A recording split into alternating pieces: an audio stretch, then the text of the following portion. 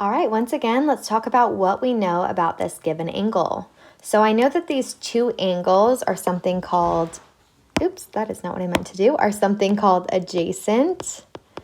And adjacent angles are angles that are right next to each other.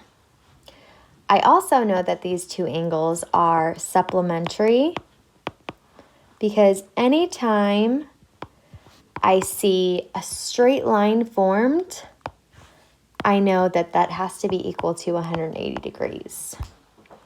All right, so based on that information about these angles, let's go ahead and create an equation to help us solve. So, since I know that these are supplementary and add to 180, I'm just simply going to show myself adding these angles together in order to get 180. And I'm going to solve as I would with any other equation. So my first step would always be, when possible, combining like terms. I see one term with the x and one term with a 5x. Any term with the same variable raised to the same power can be combined. And remember, there's always an indivisible 1 in front of the x. We just add the coefficients. 1 plus 5 would give me 6x. And then we have plus 96 equals 180. We can't combine the 96 with anything because, of course, there's nothing like to combine it with. So now we're just going to continue in our process and use inverse operations to isolate our variable. So 6x plus 96, the very first thing we want to do is get rid of that 96. How do we do it? We do the opposite. So the opposite of plus 96 would be minus 96.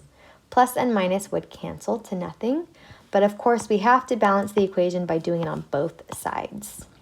So when I do 180 minus 96, I'd have to borrow from the 8, turn that into a 7. This turns into 10 minus 6, which is 4.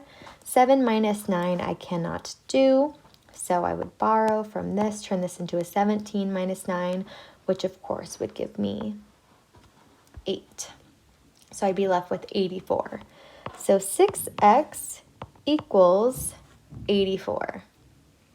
Now when I'm doing this math, I would go ahead and divide both sides by 6, since 6x tells us 6 times x. The opposite of timesing or multiplying would be dividing. And then I'm going to divide both of these by 6. So of course you can use a calculator, or if you need to, you can just do some quick long division on the side if you don't know this by heart. And 6 goes into 8 one time.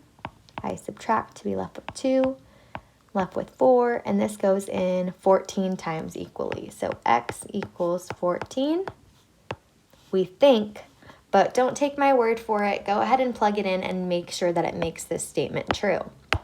So if I plugged in 14 for x here and for x here, I would have 14 plus 96.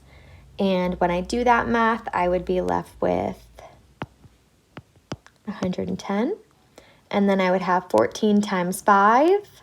So 10 times 5 would be 50. 5 times 4 would be 20, which would give me 70 degrees there. And of course, when I add those up, I would have got 180. So I know this statement is true. There is another example for you.